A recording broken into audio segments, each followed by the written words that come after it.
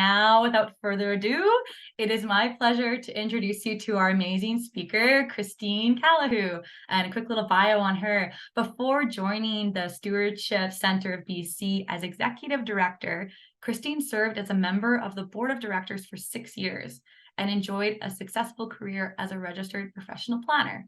Christine has rich professional experience with working with communities to enhance resiliency in a diverse range of planning areas, such as climate change adaptation and mitigation, asset management and natural assets, and land use and community planning.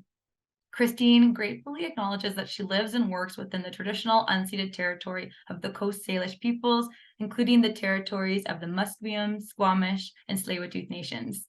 So Christine has a really great presentation for you. I'll pass it on to her now to share her screen. It's a real pleasure to be here with you guys today.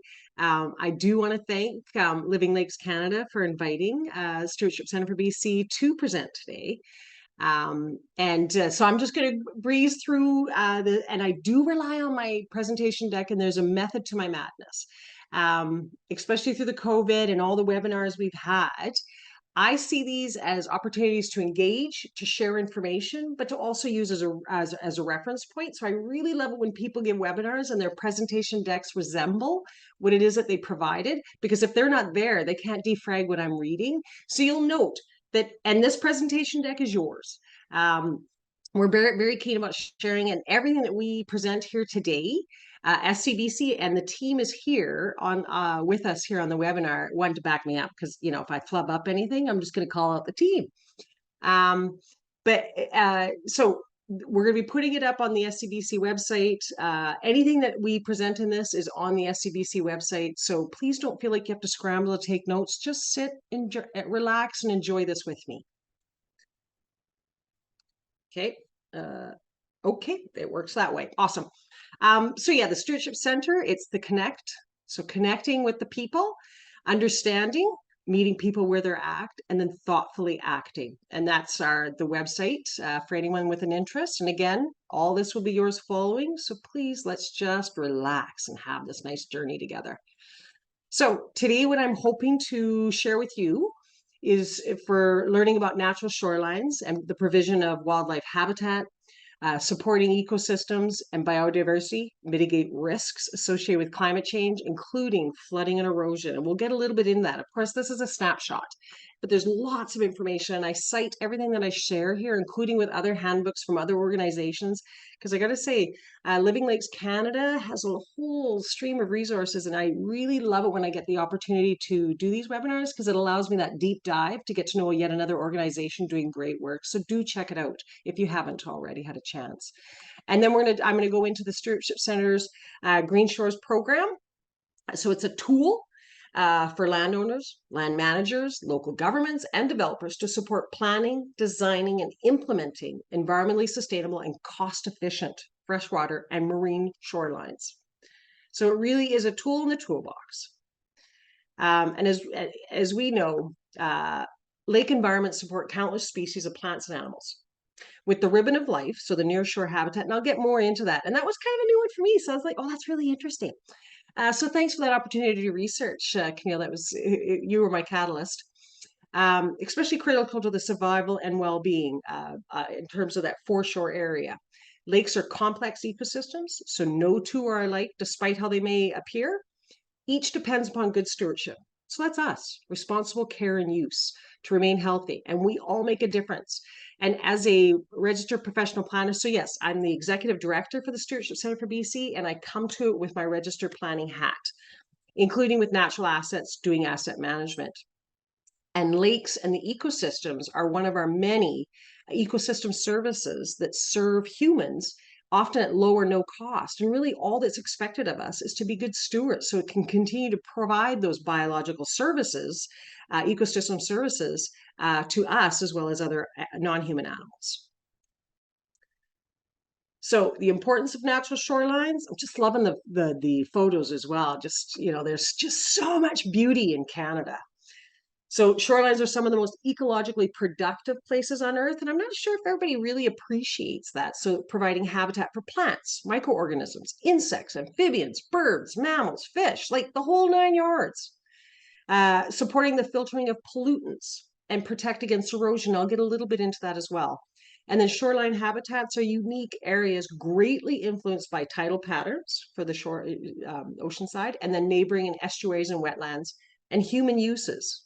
First and foremost, right? Human uses. So I really like cross-sectional because, as we say, pictures can paint, can tell 1,000 words or something like that. I'm sure I'm muddling it up, but anyway, you know what I mean. So with this one, this is where I think, sorry, I'll get off my mouse so that I don't do that. So aquatic plants, this is what it's illustrating is a healthy shoreline. And as you'll see, and what it does is it kind of breaks it down. These are the ecosystem services that are occurring in a healthy lake ecosystem.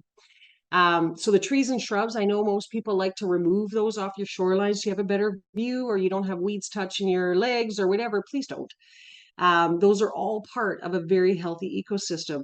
And this is where the prevention of erosion, right? The vegetation, the roots hang on to the soil. So even though it takes a bit of a beating, they'll hang on to it. Not only that, it provides shelter to so many other living beings. Roots and stones absorb wave energy. I'm not sure if people have seen that where they show the grasses, and when the waves come in, it abates the wave power. Whereas if it hits a wall, it goes over. So the vegetation is essential. Not only that, about the scouring, the removal of the lake bottom. And then the bottom one on the right is talking about the predator prey fish, and how the vegetation both hides as well as allows the predators to find their meal. The aquatic plants provide habitat for fish and other aquatic life. So as you can see, these types of visuals are really helpful for folks to gain an understanding about what it is that we're talking about when we talk about healthy lake ecosystems. I liked it. This is another one, only because it really emphasizes that ribbon of life, right? And that's what they're speaking about, is right here, the floodplain, the shoreline, and the littoral zone. These are natural shields protecting our freshwater lakes, rivers, and streams. Vegetation is crucial in that regard. They mitigate erosion, provide vital habitat, and increase resilience to climate change for people and wildlife. Quite like this one as well.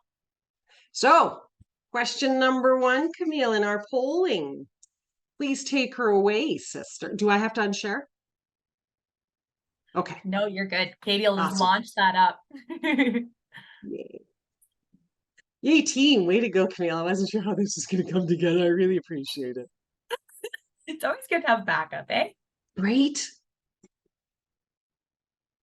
Does the vegetation along shorelines serve any purpose besides providing wildlife habitat? That was kind of a gimme, but at the same time, we often don't think about things until someone asks these questions and we're like, oh yeah, actually I hadn't even really thought about it. Let me take a minute, let me ponder that. Then it's like, well, yeah, of course, right? We just had talked about that. And you know what? If we were to open this up to everybody else here, people would come up with other ones, right? Like it really is an ongoing learning curve for most of us, if not all of us. So I'm seeing that, well, 100% of the folks were like, we know it does more along the shorelines. It serves greater purpose altogether. So thanks for that, Camille.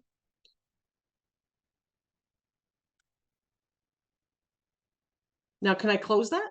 Do you mind? Oh, go ahead, Kate. I'm so used to having all the control. Hey, I got to share. All right, so I'm just going to close that baby. All right, and if anything goes awry for you guys, just let me know. Hey, I don't mind taking a back seat. So now I'm going to launch into the second part, which is to introduce to you Green Shores. It's one of the great tools out there that enables shoreline owners of all types, and I'll get into that, to quantifiably address shoreline health, just as we talked about in terms of lakes and ecosystems. So, and of course, again, back to the picture thing, right? If you show a picture, people go, that's what she's talking about, right? So this is one of them. So this is as you see on the left-hand side, this is the property beforehand. As you can see, the hard, the hard shoring, the concrete wall. And, in the 50s, 60s, 70s, 80s, that was deemed to be a great way to protect your property, right? From, well, wave action, as well as, people wanting, to walk on the property, whatever it happens to be. But this was the quote from the folks on the right-hand side there who had gone from before and after. Becoming involved, reading and learning about the benefits of green shores through this project has been enlightening and fun. I almost felt like I should put an exclamation mark, but it was a quote. And fun. Thank you to the Green Shores team for sharing your knowledge and passion for the program. We look forward to enjoying the garden maturing and evolving with the hope of it being an inspiration for the neighboring waterfront owners. And best of all, the birds love it.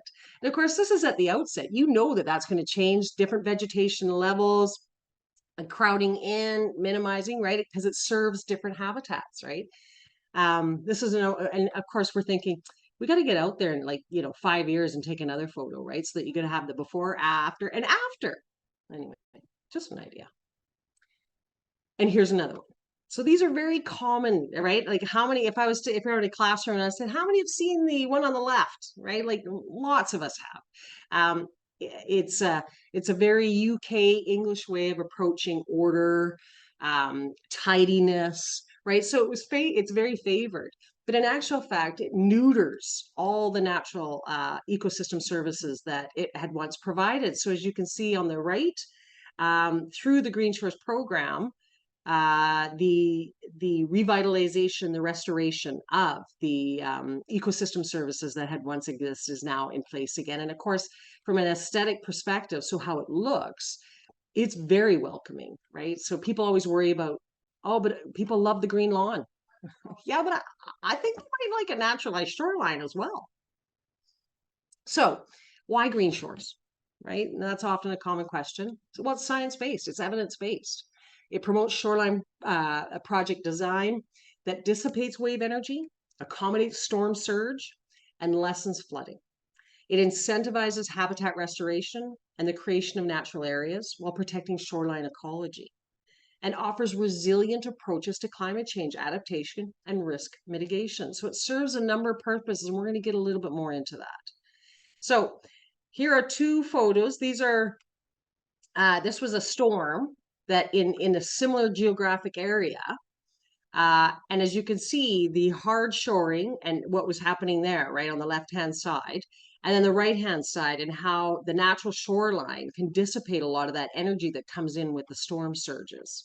So it just illustrates the value of naturalization or restoring the shoreline ecosystems to essentially serve as it, in the best way possible. So there are 4 Green Shores guiding principles.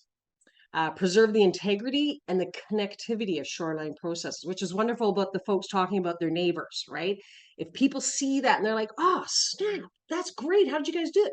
Check out the Green Shores or, our other, right? Maintain and enhance shoreline habitat diversity and function. Minimize and reduce pollutants to the shoreline environment. Certain vegetation can absorb, right? Like especially off-road effluent. Reduce and reverse cumulative impacts to shoreline systems. So regeneration, restoration, and allowing that natural ecosystem to perform as it should. Question number 2, Camille, take her away, sister. We did not rehearse this, so she doesn't know when these are coming up. And Katie's even stepping in. So there's a little bit of improv. Awesome. I love it. Way to go, team. So does hard armoring of shoreline, such as riprap and seawalls, affect natural shoreline processes?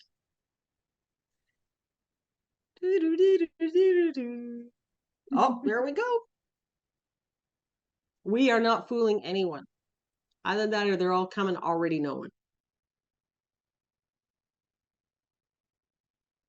All right. There we go, folks. You all get an A. Now, I shouldn't say that because you know what? Lots of us have knowledge gaps, and that's totally cool. And that's why we attend these. I attend the webinars all the time. Why? To address my knowledge gaps. All right. So why Green Shores? Well, Green Shores is recognized over and over and over again. And this is just examples of, so the bottom line is it's qualifiable, quantifiable, right? It's evidence-based. People can do it with confidence, knowing that ultimately, if they do it throughout the process as it's set up, they can feel confident that the final product will be a nature-based solution. I won't get into, I'm just, as again, this is, and why Green Shores? Well, we had a study done, ESSA, and they found that it was a $7 to $1 investment ratio. So for every dollar invested in nature-based solutions, Green Shores, however you want to say it, in terms of ecosystem restoration, there's a $7 return on the dollar. And so as a taxpayer, I'm like, that's awesome. Because how often do we get that kind of a return? And that's looking at the triple bottom line. Question number 3. Take her away, team.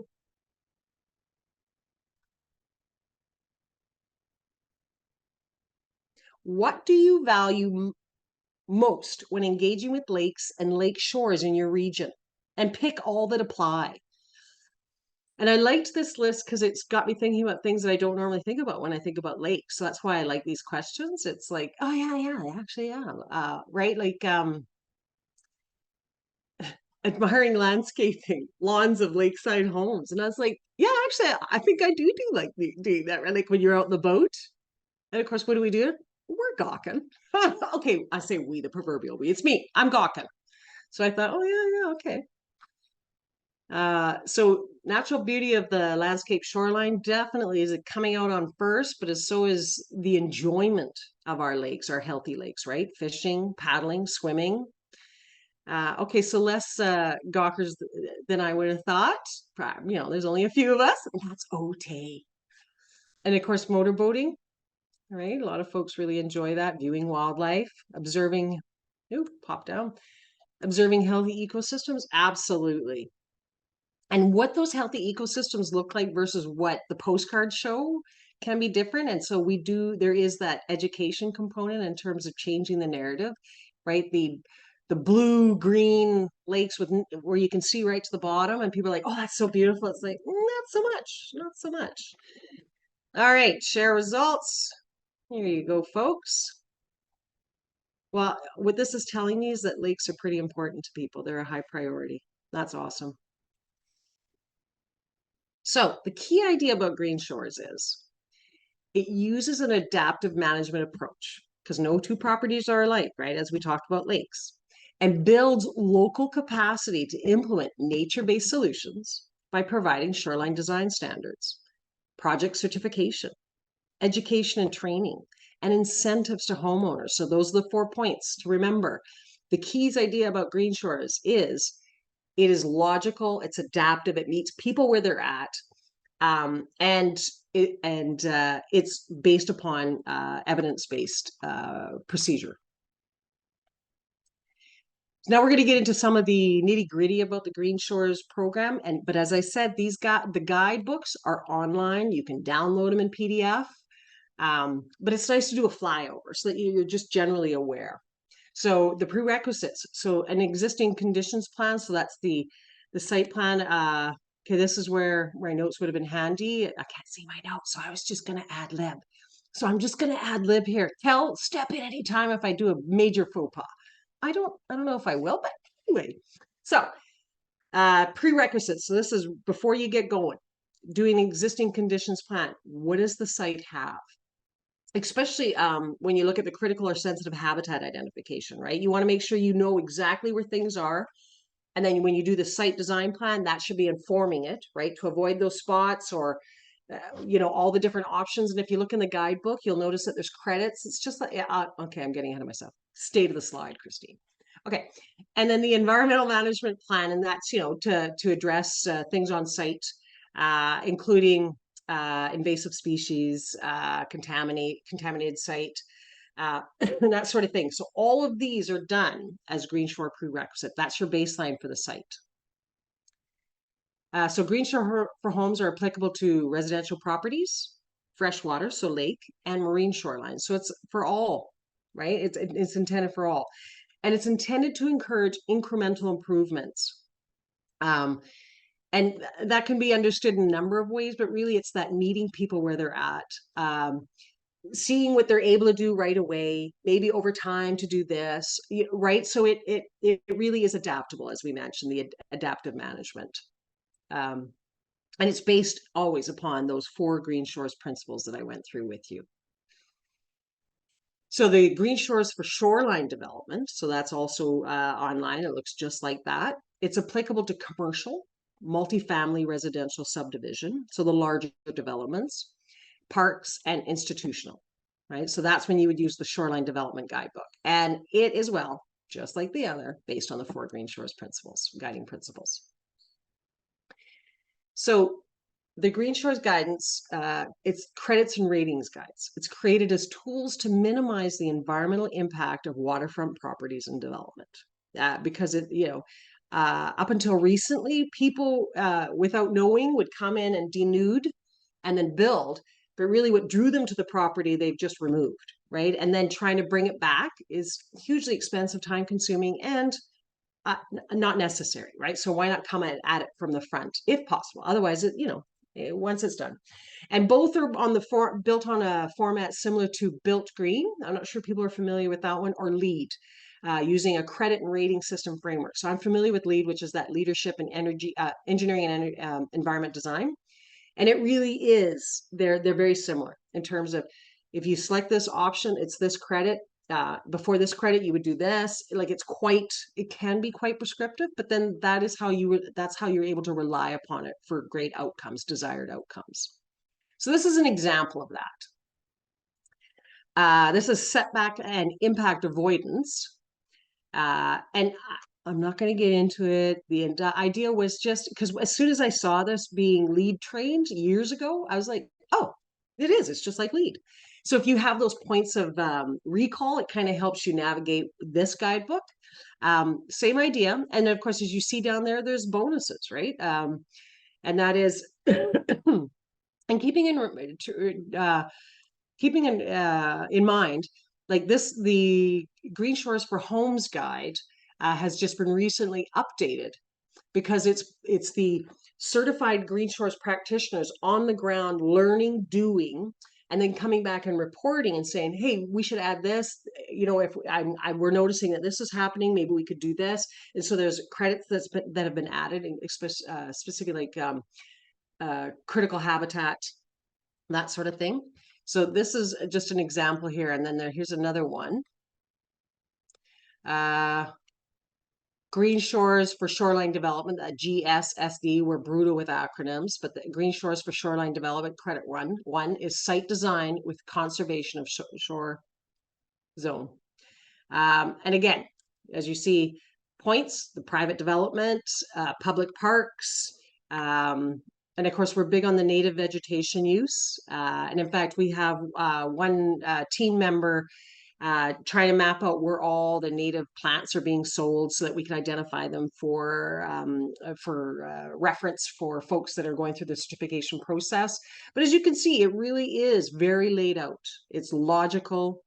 And we're also working on a permitting defragger because that can be quite onerous for folks. But you know what? It just is what it is. It's just to make sure we maintain. So again, back to the pictures, and I love pictures. This is New Brighton Park in Vancouver. So the P&E grounds are upwards, as well as the horse race track there.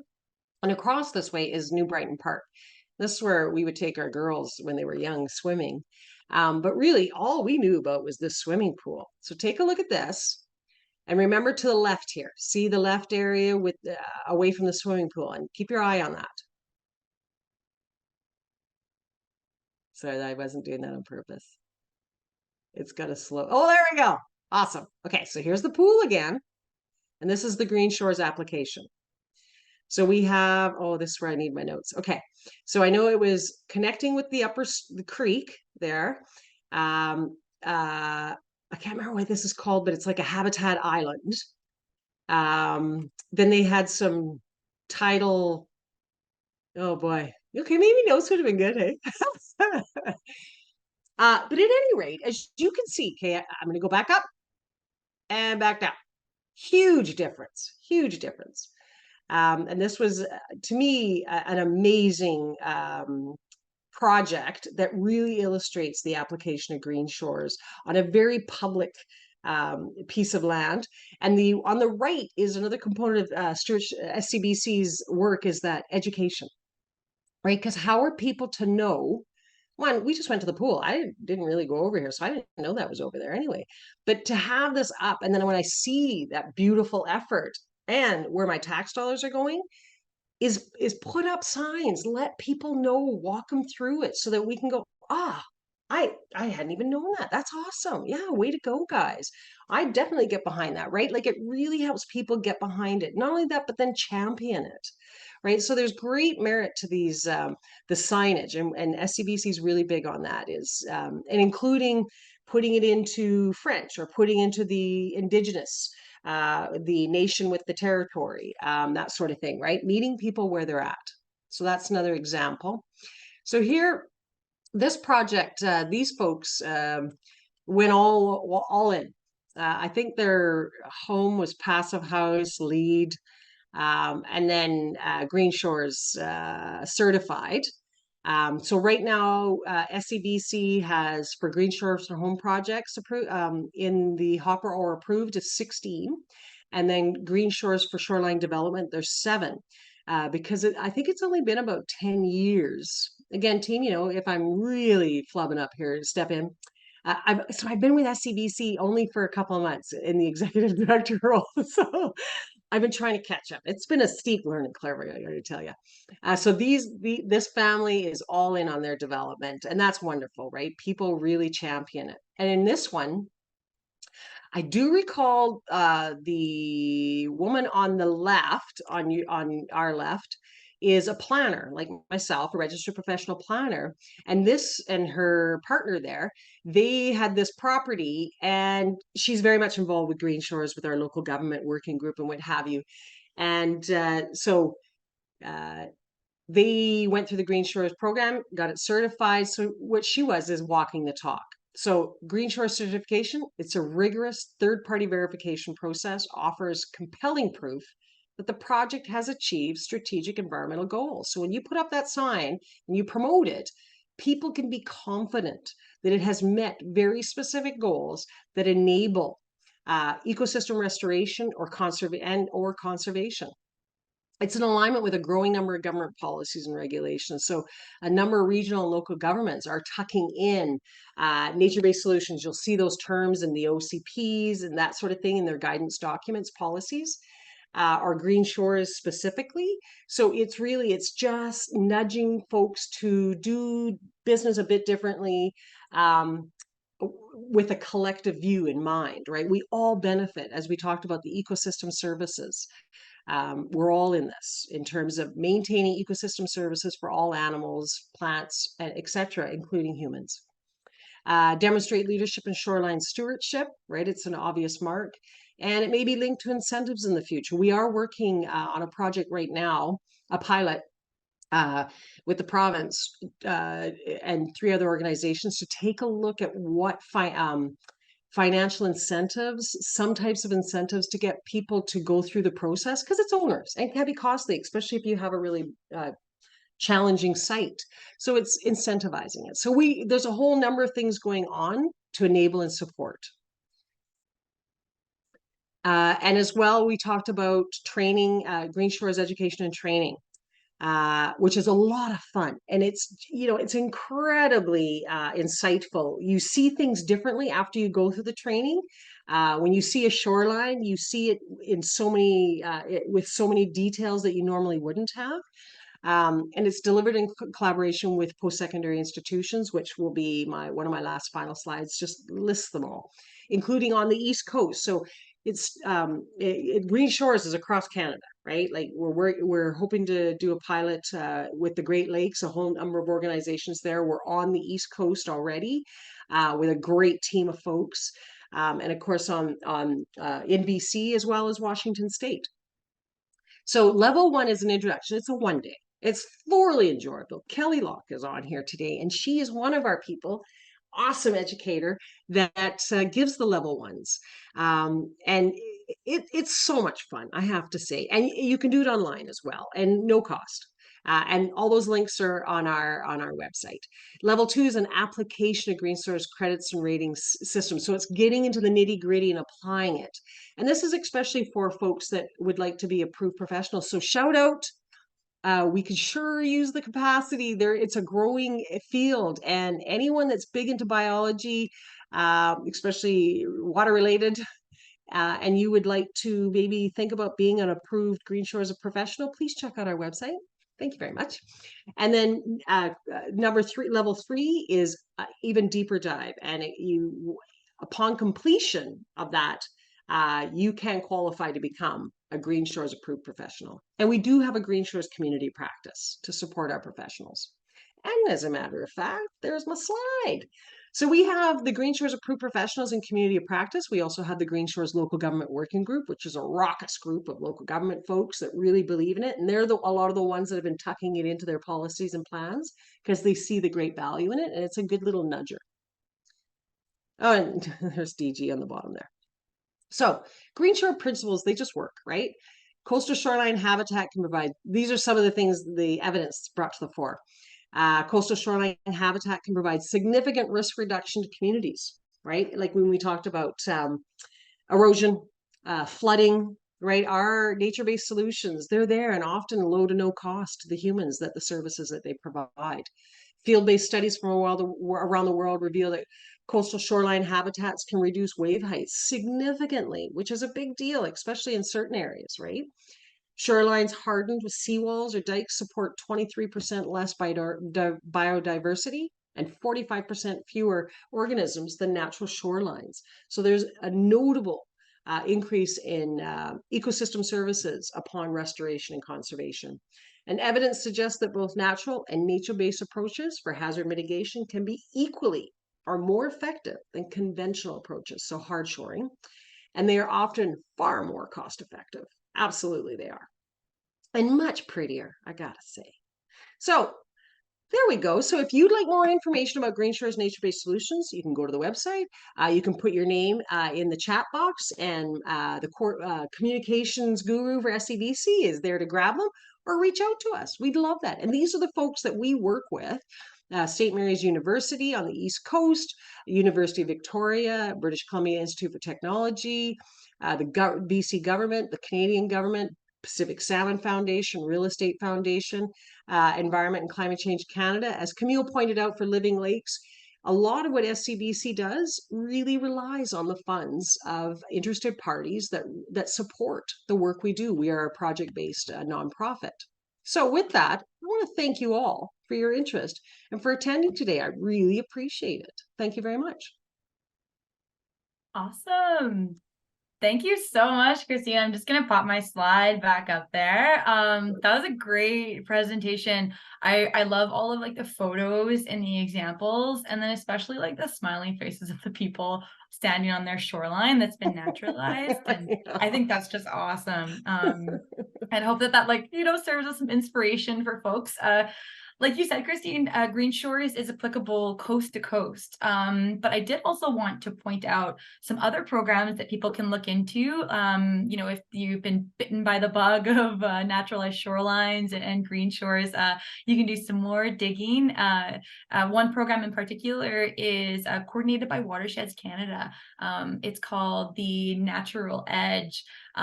This program is available to waterfront property owners to plant native trees, shrubs, ground covers, wildflowers, and grasses as like a nature-based solution. So they have regional partners in BC, Ontario, Saskatchewan, and New Brunswick who help deliver the program. So you can learn more about their website. We'll pop the link in the chat there if you can take a look. So yeah.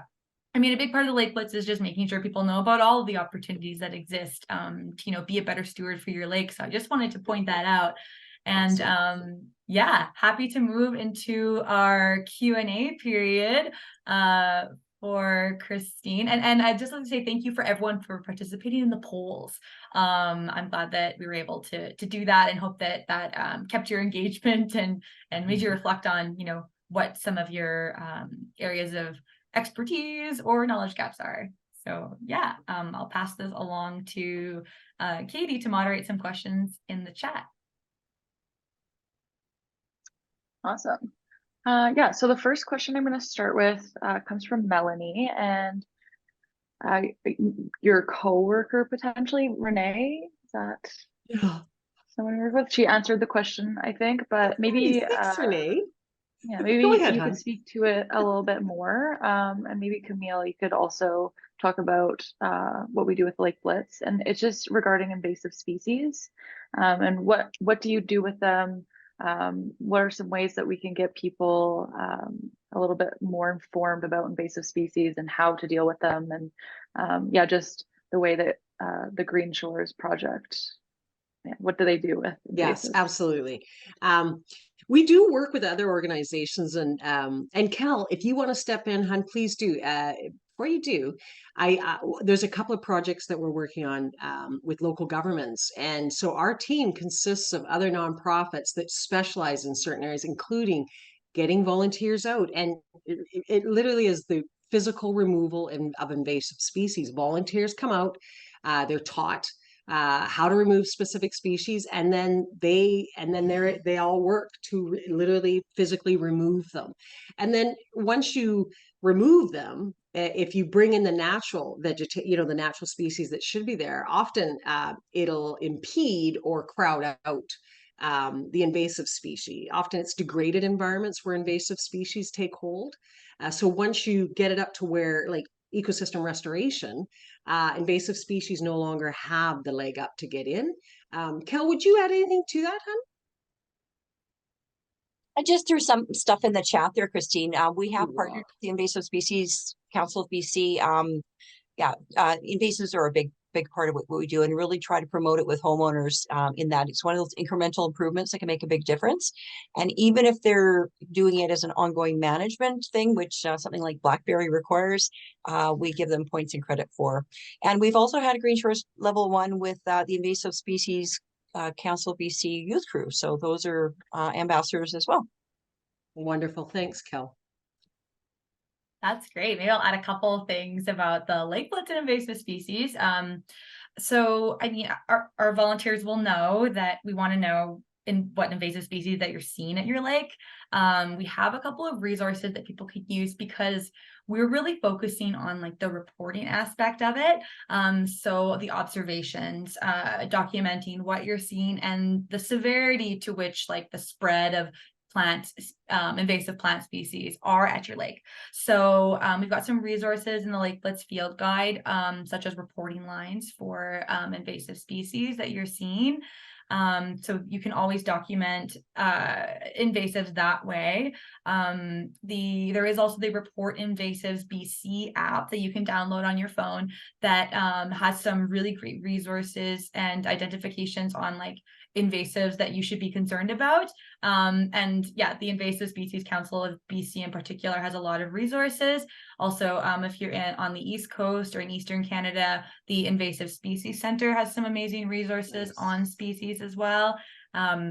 I'm going to do a little shout out because the question mentioned Phragmites in particular. I know that this organization, The Land Between, has a Phragmites fighter program. So it's all about dealing with invasive Phragmites, which is an area of concern. So I can include the link for that resource in our follow-up email, so you can take a look. The Land Between has a lot of really great citizen science programs as well if you're in the Haliburton area. Wonderful. And I'm thinking, you bring up two, Kelly brings up one. I wonder, anybody else throughout Canada, if you know of who else you can connect to for invasive species information or anything in relation to, share it in the chat box, because the more tools we have in our toolbox, the more effective we are. So, and never recreate the wheel. There's no need. There's no new ideas out there. It's just coagulating the great ideas that already exist and supporting one another, right? I do believe that. I noticed that someone had also asked about, curious about the number private property owners who have taken advantage of Green Shore certification incentives in the Boundary Kootenay region of BC. I wouldn't know that offhand. Kel, would you know that one? Or is that an area we'd like to get into? So again, I just threw it in the chat. I didn't want to interrupt there. We don't have any certified projects in the Kootenays. We did do, actually, I led a Green Shores Level 1 in Invermere last fall, and we had some follow-up inquiries. So I think there's, it's kind of a little bit of a nucleus, and they're trying to raise awareness out there as well. And then we do have a certified lake project. It's our only one actually for Green Shores for Homes on Prospect Lake in Victoria. And it was the former mayor of Saanich. So that's kind of cool. Wonderful. Yes, that's great. And what we find is that when Kelly or DG go into a community or a region and give a level 1, sometimes it takes a while, conversations start, the wrap around, and, and maybe like a year later, they'll loop back and go, hey, we really enjoyed that level 1. We'd like to do some more conversation. Could we have some more conversations? So sometimes it takes time, right? And getting the resources together, including capacity, because we're all so busy. Everything's up the side of our desk, right? So some things just take time, and that's fine. Let's have the conversation, right? Were there any other questions? There's a bit of a stream here. We're going to capture the chat box as well. Hey, I'll be quiet now. No, you're on. I had another question from Mark, and he was just wondering what can be done about the companies that spray pesticides on lakefront properties, and is this allowed in BC because it is in Ontario? Yeah, I don't know. I mean, that's a good question. It's certainly something I guess we should all be aware of. And of course, each province, territory would have their own way of dealing with it, right? From a regulatory perspective. I mean, I would think there's a setback, but I can't say with great, and it's been too long that I've had to do that dive. So I'm sorry, Mark, but great question, Guy. Great question. Let's follow up on that one. Yeah, let's definitely follow up on that. I think that's a Great. great question. I think that as far as like jurisdiction goes, on the foreshore, like that would most likely be your regional district. So any sort of regulations on that, they would definitely have that information. So I would encourage you to reach out to your regional district and like get to know what sort of resources are out there in terms of like, I don't know, preventing dangerous pesticides, deleterious materials going into the lake. That's a great point, Camille. If anything, it raises the fight, because if it's just business as usual and no one says anything, it'll just continue as business as usual. But as soon as people say, hey, I noticed, and isn't that somewhat risky, it flags it. People start to have conversations, and then maybe it's like, well, maybe we should take a look at that. But if no one brings it to the fore, business as usual continues, right? So let's have those conversations. Of course, respectful, safe conversations, right? But having the conversations nonetheless. Any other questions, folks? Actually, and you know what? I wouldn't even mind just opening up. Does anybody have a burning story that they want to share about, lake ecosystem restoration, however it is? I don't always have to be the talking head. This is an opportunity. I do believe we have a few minutes time. So if anyone wants to share it, please do. I do know how to shut up. I think Nick, you unmuted. Go ahead, brother. Oh, so I'm familiar with your work on shorelines of the ocean and our estuaries, and it's great work. I get the idea that you're really just venturing into the lake environment. You don't have a lot of lake projects yet, I think. Correct, Mick. Yes, and we're starting one next week as well. So it's starting to catch on. But you know what, Mick? It also has to do with capacity. There's great interest. We just need more people to come on board with the qualifications to do so, which is why I did that shout out. Right. But yeah, you're right, Mick. It's the riverine and lakes we're very interested in doing. And you know what? I'm sure everything would be fairly similar, but there'll be some tweaking, right? Because lakes are different from shorelines, ocean line. That's good. Thank you. It's got a lot of similarities in the way the program structure to salmon safe certification. So I'm a big fan of certified programs. Yes. And kudos for you for taking a certified approach. And I encourage other people to look at salmon safe certification run by the Fraser Basin Council. Yes. Good call. Good call, Mick. Thank you. Renee. Yeah, I just wanted to comment. I work as an environmental consultant in Nelson, and we do a lot of waterfront development permit type projects. And I'm relatively new to the company and relatively new to the region and relatively new to this type of permitting as well. But it was interesting. We had a project where we had a private landowner who bought a lakefront property and he wanted to do some development on it, but he was really forthcoming and went above and beyond the regional district's permitting requirements in terms of putting together a plan that incorporated native plants and worked to remove invasive species. And it was interesting because he was asking exactly this, if there were, programs that they could get certification or recognition through this. And it's really cool. I'd heard of Green Shores, but I wasn't totally familiar, and I do need to get more up to date with exactly what it is that they do. But it is great that there is programs that does give that recognition and additional incentives for going that extra step. You're exactly right, Renee. And so are you gonna loop back to him and maybe share with him Green Shores? Yes, absolutely. I'm taking lots of notes and lots of websites to check out. Yeah, this has been really great. Thank you. You rock. Thanks, Renee. And thanks for what you do, sister. We need more folks like that. Anyone else want to share a story? I think we got a couple of minutes. Yes, we do. I know I'm taking over like I do. All right, like we said, follow up at any time. Take a look at the website. It's going to undergo an update, but everything will remain until we're ready to move it over. So it's all there. And never hesitate to follow up with one of the team members. We absolutely welcome that. And we'll certainly provide as much information as we can, including connections, right? Because none of us do any of this solo. It is always done in a collective, a collaborative collective. Why? Because that's where you get the best products. You really do, as a community. Yeah. But thanks a lot, folks. I agree with that, Christine. I had a question, in case anyone hasn't raised their hand at all. So I'm curious, as someone who doesn't have, a shoreline property, but who is, all for green shores and think it's really important, how could I best advocate for the program and advocate for, like naturalizing shorelines or restoring shorelines to people who do have, maybe some bad habits or some, conventional ways design. Yeah. What are some tips? What are some tips for outreach and to be Green Shores warriors out there? Geez, that's a good one to leave with, isn't it?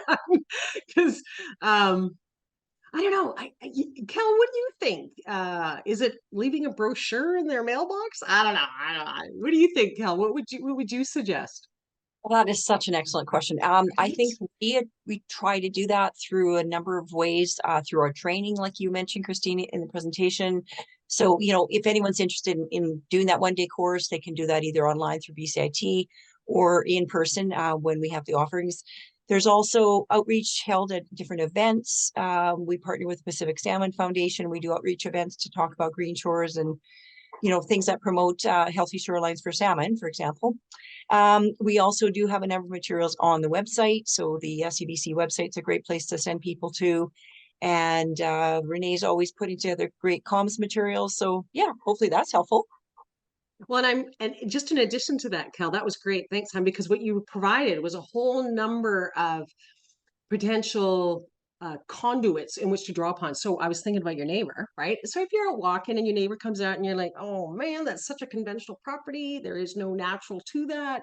It's just like, hey, Bob, I went to this really cool webinar the other day. It was about green shores. Have you ever heard about that? Yeah. I don't know. Would you be interested in learning more? It's about naturalization of the shoreline. So it's right. It's always about meeting people where that. I mean, he may just say, nah, I'm not interested. That's totally cool because that's his right. But it's figuring out how to have those great conversations. And who knows, maybe a week later he'll see and he'll remember you as your neighbor and give you a hello.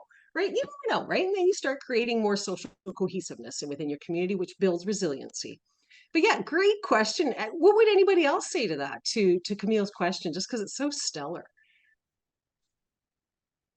Christine, I guess I might also mention that, and sorry, this doesn't help you so much, Camille, but we're doing shoreline assessments where we work one-on-one with homeowners, and we try to actually get a group of homeowners along a stretch of shoreline. And so If you're doing your work, along a shoreline for some other reason, that might be another mechanism is to mention green shores in the particular application. Yeah. That's Okay, so great. the final one, Camille, was you as the electorate, as the member of our democracy, is approaching your local government and saying, hey, I've heard about the green shores. I wonder if that's something we can bring to the fore and put in front of people that come to the front counter, right, for permitting and stuff, and just having a little bit of information there. Like, there's a number of ways of penetrating that, the business as usual, the conventionalness. I'll be quiet now. But great question. Yeah. Thanks, hon. Thank you. No, that's fantastic. And yeah, if anyone wants any more, or I guess to connect to some of those resources that you mentioned, those will be in our follow-up email. And we are looking at getting, a really great library of resources based on these presentations and the things that we're learning along the way on our website, so you can easily, look back and read and find everything, because there's so much out there.